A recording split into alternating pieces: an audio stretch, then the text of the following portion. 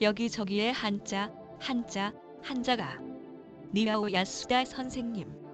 작지만 청결해 보이는 공항에서 밖으로 나가자 내 이름이 적힌 종이를 들고 있는 청년이 유창한 중국어로 말을 걸어왔다. 종이에는 중국어로 환영, 일본어 히라가나로 요코수라고 쓰여 있다. 그는 일본어는 모르지만 구글에서 번역해서 들고 왔다고 한다.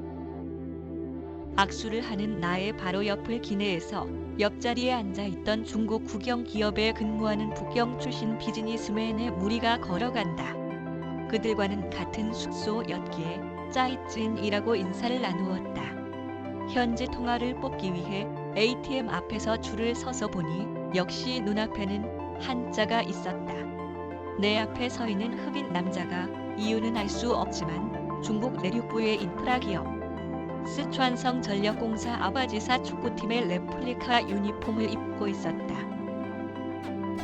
생수병을 버리려고 찾아보았더니 중국어로 재활용 그 밖의 쓰레기라고 적힌 쓰레기통이 있었다.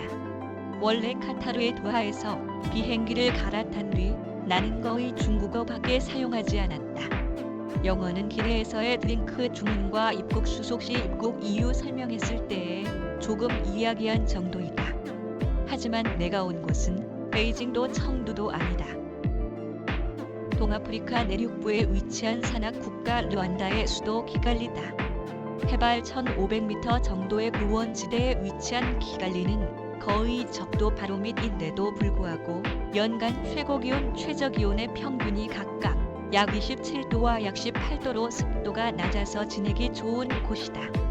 중국어 이름, 자신의 르완다 이름은 피터 무호자라 프랑스어로 장 피에르 무호자라는 이름도 있다.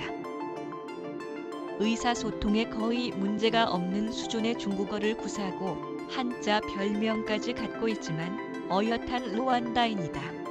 피터는 지인의 소개로 알게 되었다.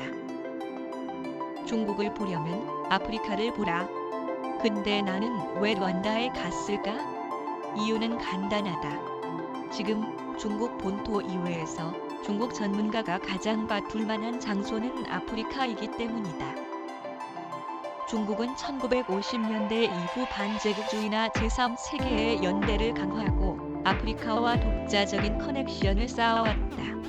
이데올로기 주도의 외교는 1980년대에 일단 접었지만 21세기에 들어서자 자원 에너지 수요의 증대와 중국 기업의 대외 진출 정책, 시진핑 정부에서 1대1로 정책에 영향을 받아 아프리카와의 관계가 더욱 강화되었다. 최근에는 중국의 대외 원조의 50% 가까이를 아프리카가 차지하고 있다. 정치적 조건이 없는 원조를 표어로 상대국의 정치 상황에 관계없이 비록 독재 국가일지라도 손을 내미는 중국은 전체주의 국가가 많은 아프리카에서 보면 고마운 상대다.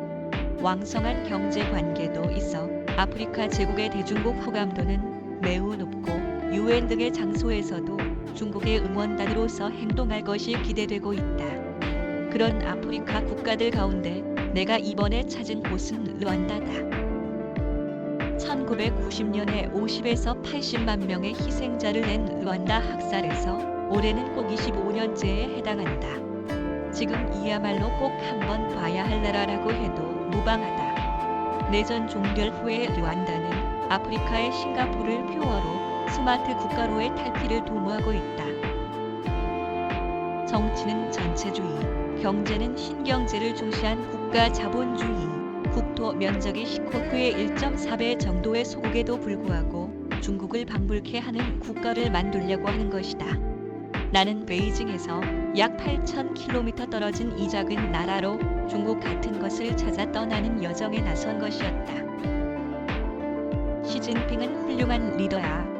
요즘의 르완다는 미국과 조금 어색하지만 중국과의 관계는 매우 좋다. 지금의 르완다에게 가장 중요한 나라는 중국이라고 생각해.